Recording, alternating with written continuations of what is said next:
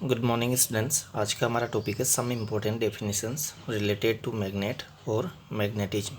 लेकिन देखिए, ये टॉपिक स्टार्ट करने से पहले हम पिछले वीडियो लेक्चर में एक छोटा सा पार्ट रह गया था, उसकी बात कर लेते हैं।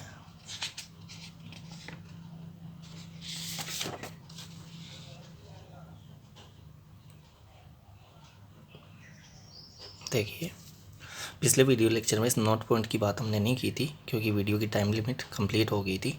तो देखिए, यहाँ हमने बता रखा है repulsion is the surer test of magnetism. Magnetism का श्योरर टेस्ट जो है वो रिपल्सन के बेस पे किया जाता है, अट्रैक्शन के बेस पे नहीं किया जाता है। इसका मीनिंग समझिए।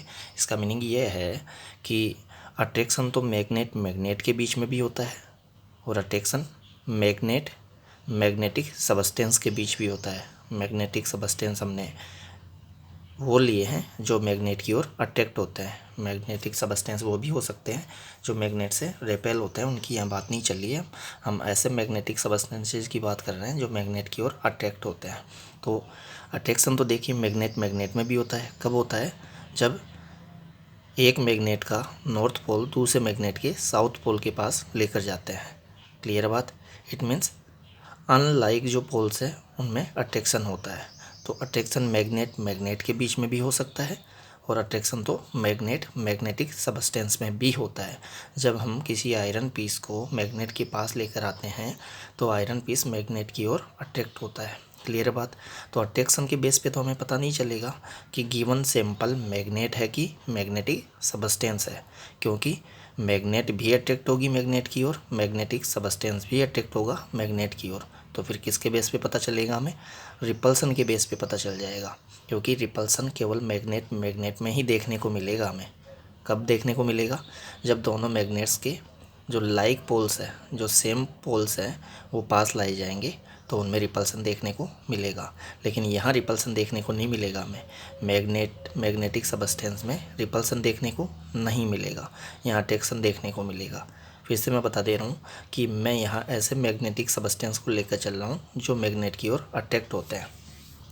डाई मैग्नेटिक मटेरियल्स जो होते हैं वो मैग्नेट से रिपेल भी होते हैं, उनकी यहाँ बात नहीं चल रही है। यहाँ मैग्नेट की ओर अट्रैक्ट होने वाले मैग्नेटिक सबस्टेंस के सैंपल की बात चल रही है। तो देखिए, मैं एग्जांपल से बताता हूँ इसको। ये देखिए, हमें दो सैंपल गिवन है, सैंपल ए, सैंपल बी। ये कोई दो सैंपल गिवन है और इनको हमें अट्रैक्शन रिपल्सन के बेस पे आइडेंटिफाई करना है। अब हमें ये पता लगाना है कि इन सैंपल्स में कौन मैग्नेट है, कौन मैग्नेटिक सबस्टेंस है। मैग्नेटिक सबस्टेंस हम यहाँ ऐसे मटेरियल का लेके चल रहे हैं जो मैग्नेट की ओर अट्रैक्ट होता है, मैग्नेट से रेपेल नहीं होता। क्लियर बात?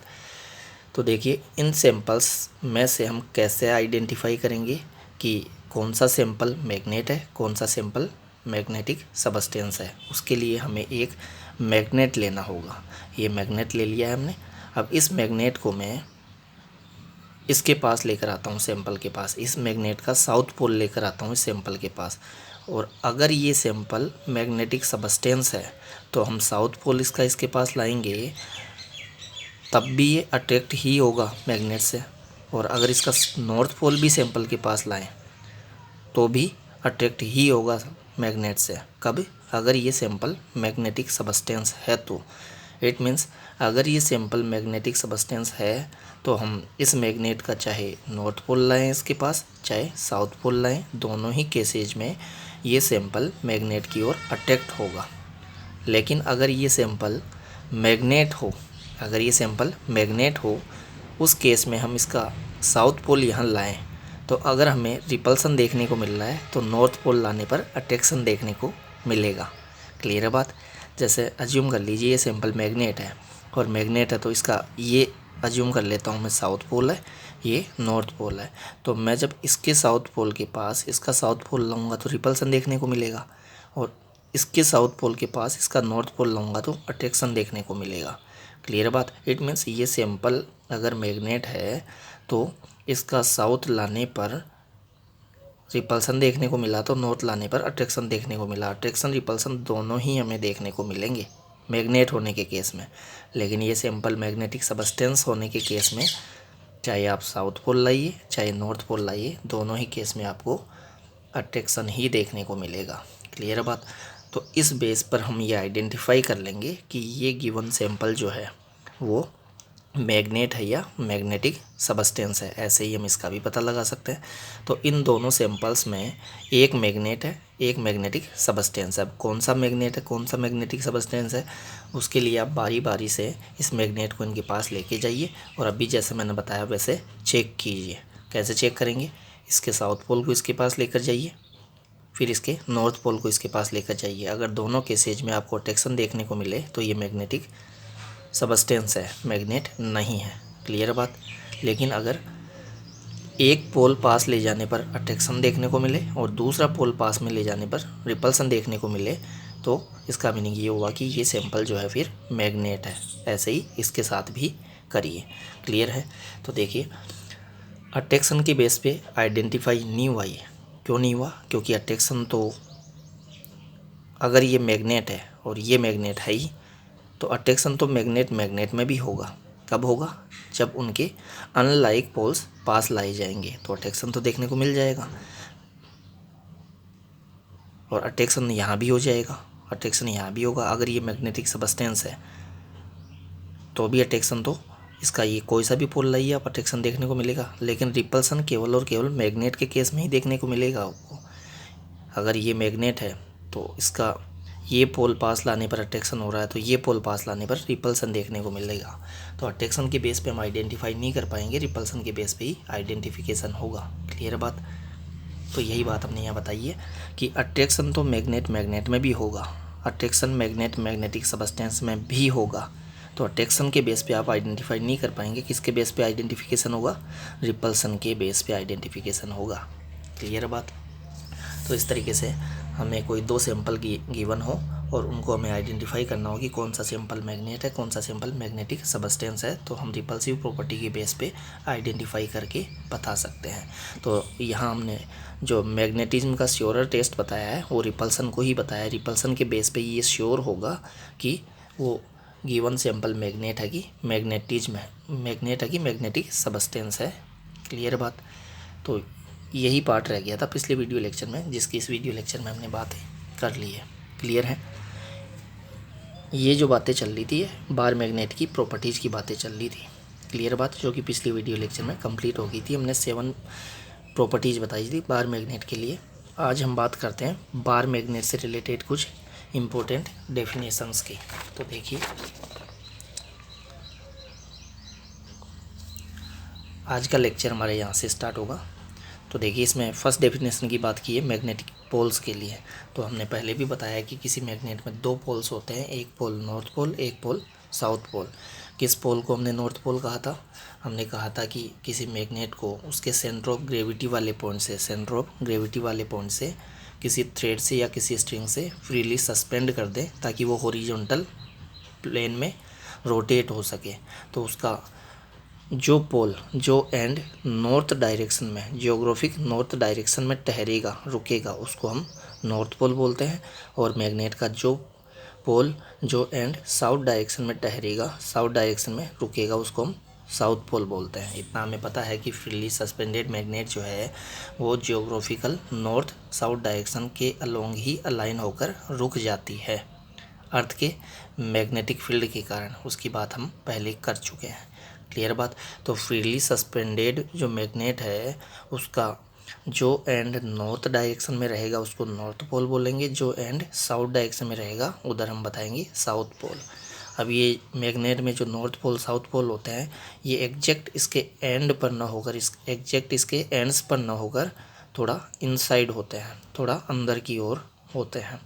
ये डायग्राम में देखिए हमने पोल, नॉर्थ पोल यहाँ नहीं बताया, साउथ पोल यहाँ नहीं बताया, थोड़ा अंदर की ओर बताया।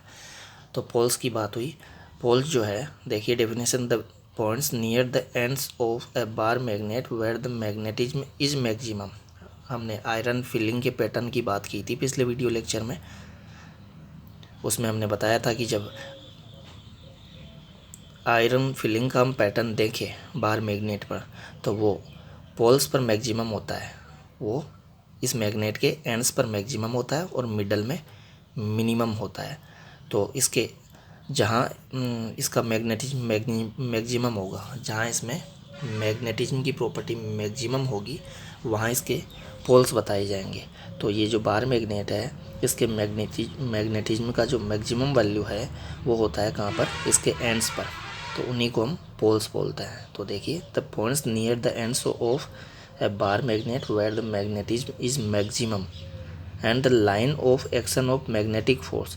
जब दो मैग्नेट्स को हम पास लेकर आते हैं तो मैग्नेट में अट्रैक्शन या रिपल्सन देखने को मिलेगा हमें। तो उन दोनों मैग्नेट्स के बीच में जो अट्रैक्टिव या रिपल्सिव फोर्स लगेगा उस फोर्स की लाइन ऑफ एक्शन जो है वो इन्हीं दोनों पोल से पास होगी, इन्हीं दोनों पोल से पास होगी। इसकी हम आगे बात भी करेंगे कूलॉम्स लॉ फॉर मैग्नेटिज्म में।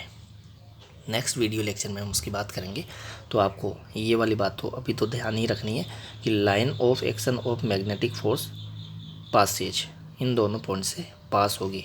तो जिन दोनों पॉइंट से मैग्नेटिक फोर्स की लाइन ऑफ एक्शन पास हो और जहाँ पर मैग्नेट का मैग्नेटिज्म मैक्सिमम हो, तो उन दोनों पॉइंट्स को ये हम बोलते हैं मैग्नेट के दो पोल्स। क्लियर बात। अब देखिए, यहाँ हमने इनसाइड वाली बात बताई है कि एग्जैक्ट एंड्स पर ना होकर ये जो है वो थोड़ा इनसाइड होते हैं। अब हम बात करते हैं मैग्नेटिक एक्सिस की। अभी हमने पोल्स की बात की कि पोल्स ऐसे पॉइंट्स होते हैं जहाँ पर मैग्नेट का मैग्नेटिज्म मैक्सिमम होता है।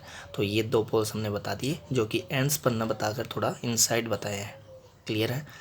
अब एक्सिस किसको कहेंगे? मैग्नेटिक एक्सिस जो है वो इन दोनों पोल्स से पास होने वाली जो लाइन है वो है line passing through the poles of the magnet is called magnetic axis. देखिए बता रखा है the line passing through the poles of a magnet is called the magnetic axis of the magnet. Clear बात। तो यह मैग्नेटिक एक्सिस ये हुई, ये यहाँ से यहाँ तक को ही हम एक्सिस नहीं बोलते हैं, इसको हम इधर भी इन्फिनिटी तक एक्सटेंड कर सकते हैं, इस और भी इन्फिनिटी तक एक्सटेंड कर सकते हैं। तो ये पूरी magnetic axis of the magnet ही है। क्लियर है बात। फिर देखिए ये वाली जो लाइन हमने बता रखी है यहाँ, जो कि हमने फोर्थ पॉइंट में बताया है, मैं थर्ड पॉइंट के बाद डायरेक्ट फोर्थ पॉइंट की बात कर लेता हूँ। ये मैग्नेटिक इक्वेटर है, ये मैग्नेटिक इक्वेटर है। इक्वेटर हम किसे कहेंगे? इक्वेटर जो है वो ऐसी लाइन है जो कि मैग्नेट के मिड पॉइंट से पास होती हो। देखिए एन एंड एस पोल्स जो है उनका मिड पॉइंट है ये वाला पॉइंट। तो मैग्नेटिक इक्वेटर जो है इस बार मैग्नेट के लिए वो इसके सेंटर से पास होगी। किसके सेंटर से? मैग्नेट के सेंटर से पास होती हो, मिड पॉइंट से पास होती हो और परपेंडिकुलर हो किसके? एक्सिस के। मैग्नेटिक एक्सिस के तो हो परपेंडिकुलर, और कहाँ से पास होती हो? मैग्नेट के सेंटर से, मैग्नेट के मिड पॉइंट से पास होती हो। तो ऐसी जो लाइन है उसको मैग्नेटिक इक्वेटर बोलेंगे। ये इधर भी इन्फिनिटी तक जा सकती है, इधर भी इन्फिनिटी तक जा सकती है। तो देखिए the line passing through the centre of the magnet and at right angle to the magnetic axis is called the magnetic equator of the magnet. Clear बात। तो ये एक्सिस हुई, ये इक्वेटर हुई, ये पोल्स हुए। क्लियर बात। अब देखिए मैग्नेटिक मेरिडियन की बात है। मैग्नेटिक मेरिडियन, अर्थ मैग्नेटिज्म जब हम स्टडी करेंगे इसी चैप्टर में आगे, तो वहाँ हमें magnetic meridian and geographical meridian दो वर्ड आएंगे वहाँ। तो वहाँ मैग्नेटिक मेरिडियन भी आएगा। तो देखिए हम देख लेते हैं मैग्नेटिक मेरिडियन क्या होता है। किसी प्लेस पर, किसी जगह पर आप किसी मैग्नेट को उसके सेंटर ऑफ ग्रेविटी वाले पॉइंट से, इट मीन्स उसके मिड पॉइंट से किसी स्ट्रिंग से या किसी थ्रेड से फ्रीली सस्पेंड इस तरीके से करिए कि वो हॉरिजॉन्टल प्लेन में रोटेट हो सके। तो हॉरिजॉन्टल प्लेन में जब वो रोटेट होकर फाइनली रेस्ट पोजीशन में आएगी, रुक जाएगी। किस डायरेक्शन में रुकेगी? जियोग्राफिकल नॉर्थ साउथ डायरेक्शन के अलोंग वो रुक जाएगी अर्थ के मैग्नेटिक फील्ड के कारण। तो जब वो रुक जाए तब उसकी जो एक्सिस है, उसके north pole and south pole से पास होने वाली जो लाइन है, उस लाइन से पास होने वाला और जो वर्टिकल प्लेन है उस लाइन से, इट मीन्स मैग्नेट की एक्सिस से पास होने वाला जो वर्टिकल प्लेन है वहाँ पर उसी को हम बोलते हैं मैग्नेटिक मेरिडियन। देखिए बोला भी हमने, magnetic meridian is the imaginary vertical plane which passes through magnetic axis of a freely suspended magnet और magnetic needle. Freely suspended magnet हो चाहे फ्रीली सस्पेंडेड नीडल हो, जब वो फाइनली रेस्ट पोजीशन में आ जाए रोटेट होके, उस केस में उसकी जो मैग्नेटिक एक्सिस है उससे पास होने वाला वर्टिकल प्लेन ड्रॉ कर दीजिए आप वहाँ। तो वो जो वर्टिकल प्लेन है वो वर्टिकल प्लेन ही उस प्लेस पर मैग्नेटिक मेरिडियन को बताएगा। क्लियर है बात। ये वाला जो वर्टिकल प्लेन है वो मैग्नेटिक मेरिडियन है जो कि एक्सिस से पास हो रहा है और वर्टिकल है। क्लियर है बात। तो ये मैग्नेटिक मेरिडियन की बात हुई। फर्स्ट पॉइंट में हमने मैग्नेटिक पोल्स की बात करी, सेकंड पॉइंट में हमने मैग्नेटिक एक्सिस की बात करी, थर्ड पॉइंट में हमने मैग्नेटिक मेरिडियन की बात की, फोर्थ पॉइंट में मैग्नेटिक इक्वेटर की बात की। अब देखिए, अब हम बात करेंगे इसकी मैग्नेटिक लेंथ और इफ़ेक्टिव लेंथ। मैग्नेटिक लेंथ हम यहाँ से यहाँ तक की लेंथ को बोलते हैं, इसके नॉर्थ पोल से साउथ पोल तक की लेंथ को या साउथ से नॉर्थ तक की लेंथ को, कैसे भी बोल लीजिए। किसी मैग्नेट के दोनों पोल्स के बीच की जो डिस्टेंस है उसी को हम बोलते हैं मैग्नेटिक लेंथ और effective length of the bar magnet. Clear है बात। और यहाँ से इसके यहाँ से यहाँ तक की जो डिस्टेंस है, यहाँ से यहाँ तक की मैग्नेट की जो लेंथ है, it means end to end जो लेंथ है मैग्नेट की, उसको हम बोलते हैं उसकी ज्योमेट्रिकल लेंथ। क्लियर बात। इट मीन्स उसकी पूरी जो लेंथ है उसको तो ज्योमेट्रिकल लेंथ बोलते हैं, और पूरी लेंथ से जो थोड़ी कम लेंथ होगी, इसके दोनों पोल्स के बीच की जो डिस्टेंस होगी, उसको हम बोलते हैं मैग्नेटिक लेंथ और इफ़ेक्टिव लेंथ। देखिए नेक्स्ट पेज पे हमने बताया भी है।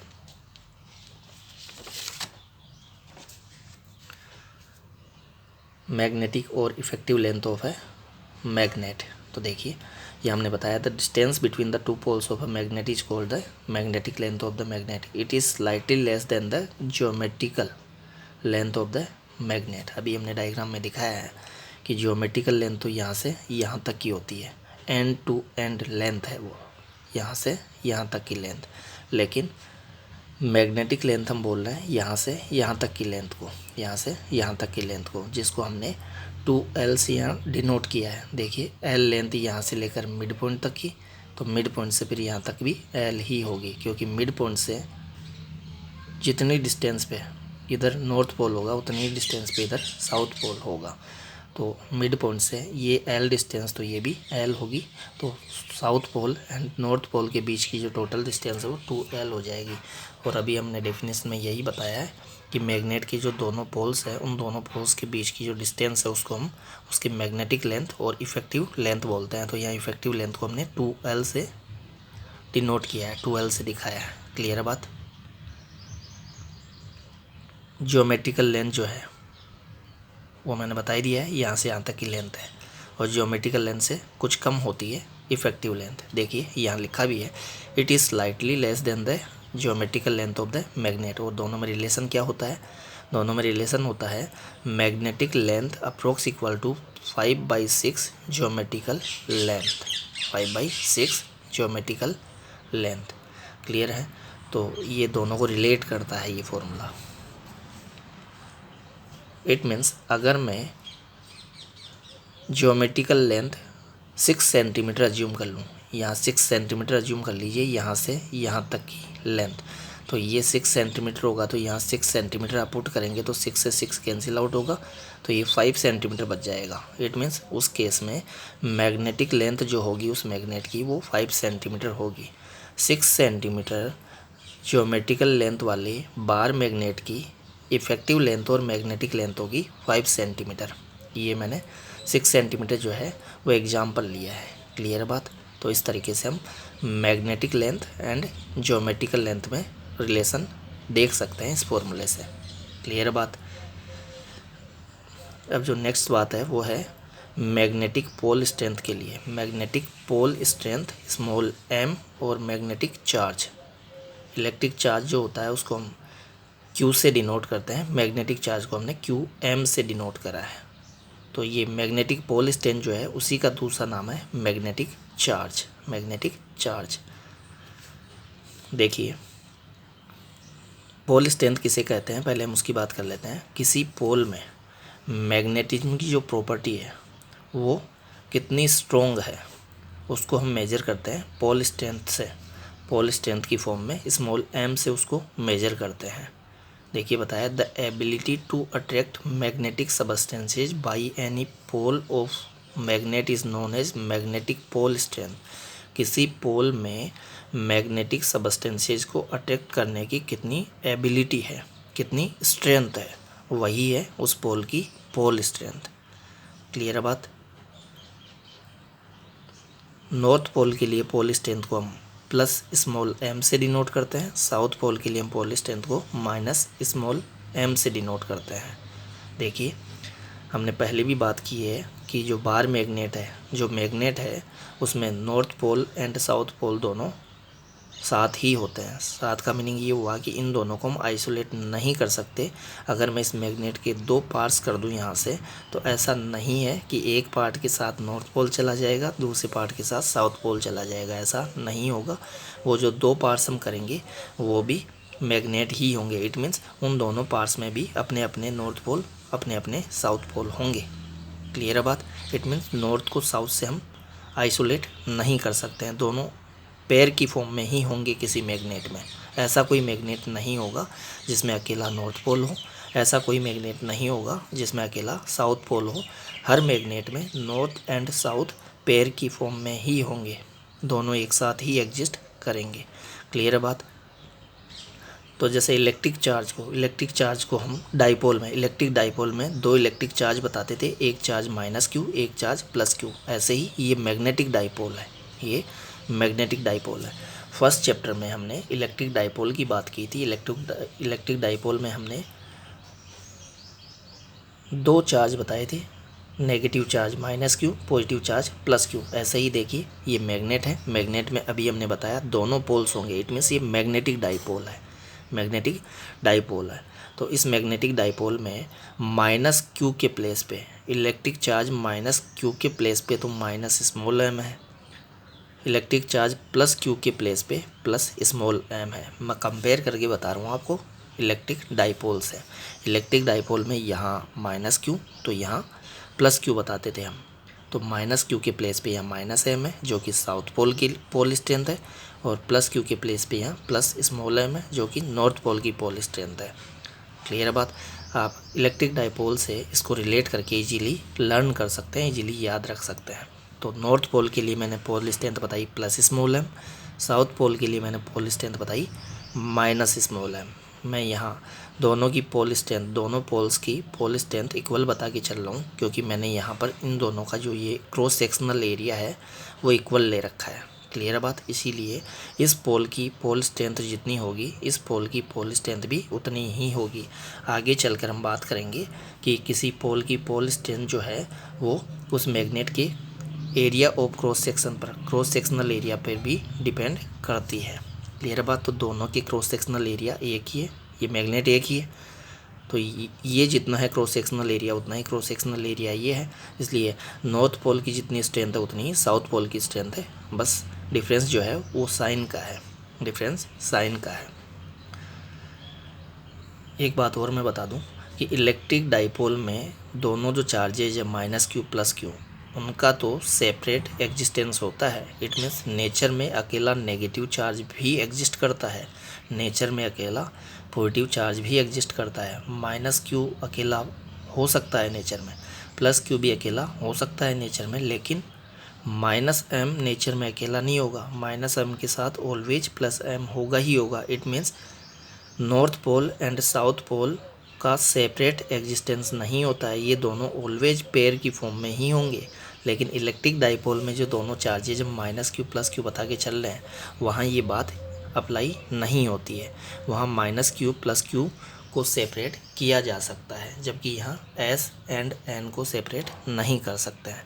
तो मैंने यहाँ डिटेल में बात कर ली है पोल स्ट्रेंथ की।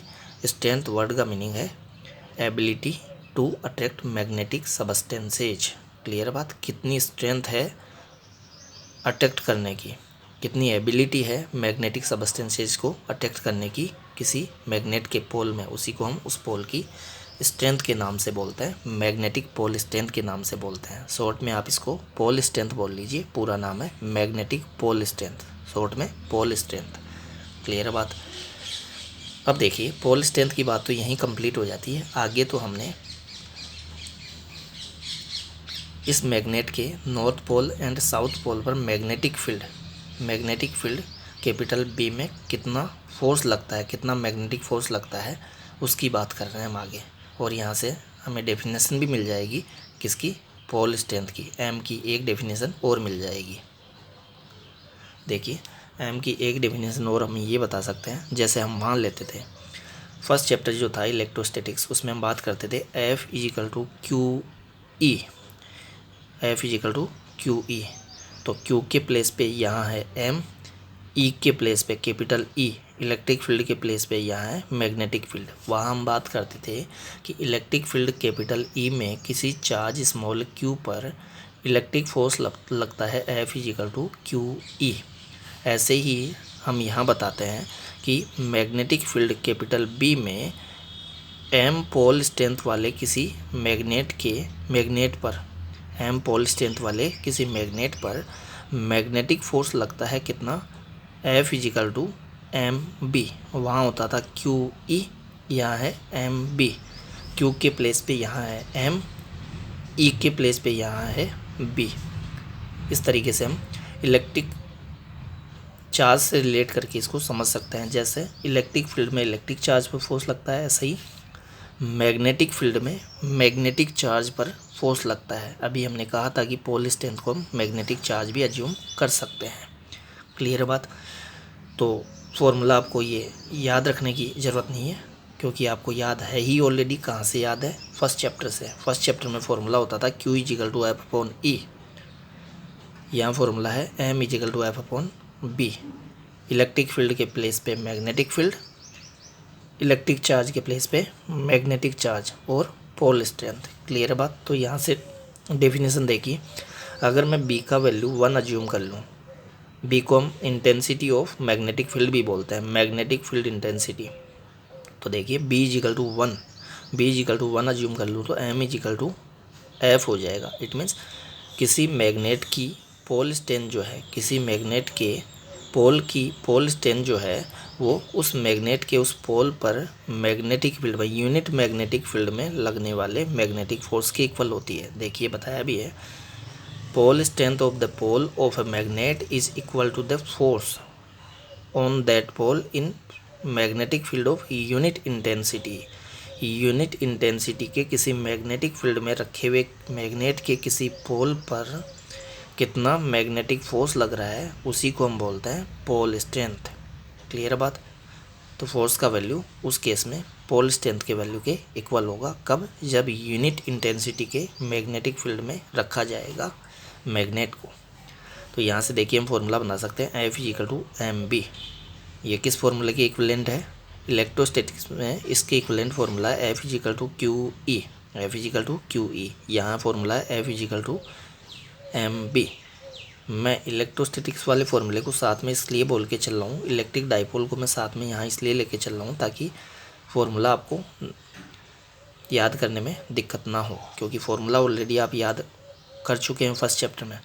केवल सिंबल ही चेंज करने हैं, वहाँ क्यू के प्लेस पे यहाँ स्मॉल एम, वहाँ कैपिटल ई के प्लेस पे यहाँ कैपिटल बी। क्लियर बात। फोर्स के प्लेस पे तो फोर्स है ही। तो ये फॉर्मूला हो गया। इस फॉर्मूले को अगर हम north pole and south pole पर लगने वाले फोर्स के लिए लिखें वेक्टर फॉर्म में, तो देखिए कैसे लिखेंगे।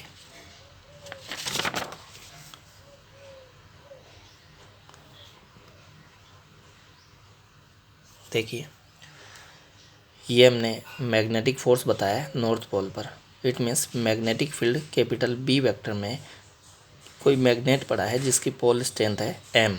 तो एम पोल स्ट्रेंथ वाले मैग्नेट पर magnetic field capital B vector में नॉर्थ पोल पर लगने वाला जो मैग्नेटिक फोर्स है वो इस फॉर्मूले से दिया जाएगा। ये फॉर्मूला वही है जो पिछले पेज पे हमने देखा था, F is equal to M B. इसको हमने वेक्टर फॉर्म में लिख दिया है और एफ के नीचे सबस्क्रिप्ट में एन लगा दिया है नॉर्थ पोल के लिए, force on north pole of pole strength plus small M. हमने नॉर्थ पोल के लिए पोल स्ट्रेंथ को प्लस एम बोला है, साउथ पोल के लिए पोल स्ट्रेंथ को माइनस एम बोला है। तो पिछले पेज पे जो फॉर्मूला देखा था उसमें एम के प्लेस पे एक बार प्लस एम पुट कर देंगे, एक बार माइनस एम पुट कर देंगे और इन पर वेक्टर सप्लाई कर देंगे। मैग्नेटिक फील्ड पर भी वेक्टर लगा देंगे और फोर्स पर भी वेक्टर लगा देंगे। ऐसा ही किया है। देखिए पिछले पेज पे जो फॉर्मूला था F is equal to M B, उसी से हमने north pole and south pole पर लगने वाले मैग्नेटिक फोर्स लिखे हैं यहाँ। नॉर्थ पोल के लिए एम के प्लेस पे प्लस एम, साउथ पोल के लिए एम के प्लेस पे माइनस एम और मैग्नेटिक फील्ड एंड फोर्स पर हमने वेक्टर अप्लाई कर दिए हैं, एरो लगा दिया है। क्लियर बात। तो देखिए यहाँ से हमें क्या पता चल रहा है कि नॉर्थ पोल पर मैग्नेटिक फील्ड में फील्ड की डायरेक्शन में ही प्लस है, देखिए तो फील्ड की डायरेक्शन में ही फोर्स लगता है, जबकि साउथ पोल पर मैग्नेटिक फील्ड में फील्ड की अपोजिट डायरेक्शन में फोर्स लगता है। नेगेटिव का मीनिंग यहाँ है फील्ड की अपोजिट डायरेक्शन में फोर्स है, यहाँ पॉजिटिव है, इसका मीनिंग है फील्ड की डायरेक्शन में ही फोर्स है। तो ये बात आपको लर्न भी करनी है कि मैग्नेटिक फील्ड में किसी बार मैग्नेट के नॉर्थ पोल पर मैग्नेटिक फील्ड की डायरेक्शन में फोर्स लगता है और साउथ पोल जो है उस पर मैग्नेटिक फील्ड की अपोजिट डायरेक्शन में फोर्स लगता है। इलेक्ट्रोस्टैटिक्स में अगर हम बोल रहे हैं तो वहाँ हम बोलते थे कि कोई इलेक्ट्रिक डाइपोल किसी इलेक्ट्रिक फील्ड में पड़ा हो तो उस पर उसके पॉजिटिव चार्ज पर प्लस क्यू चार्ज पर तो इलेक्ट्रिक फील्ड की डायरेक्शन में फोर्स लगता है, माइनस क्यू चार्ज पर इलेक्ट्रिक फील्ड की अपोजिट डायरेक्शन में फोर्स लगता है। वही बात यहाँ है, फील्ड की अपोजिट डायरेक्शन में है माइनस एम पर फोर्स, फील्ड की डायरेक्शन में है प्लस एम पर फोर्स।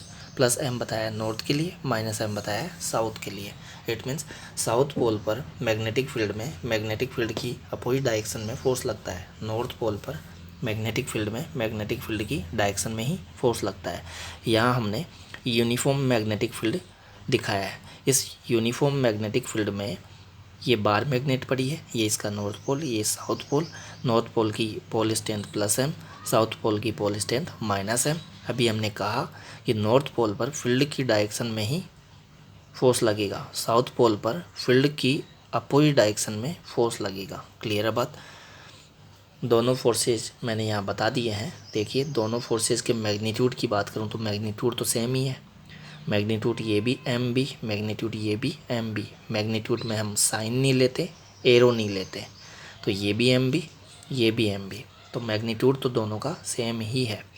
सेम मैग्नीट्यूड हम इसलिए बता के चल रहे हैं क्योंकि दोनों के लिए पोल स्ट्रेंथ सेम है। देखिए दोनों पोल्स की पोल स्ट्रेंथ का जो वैल्यू है साइन छोड़कर वो है एम एम, तो दोनों के लिए पोल स्ट्रेंथ का वैल्यू सेम है।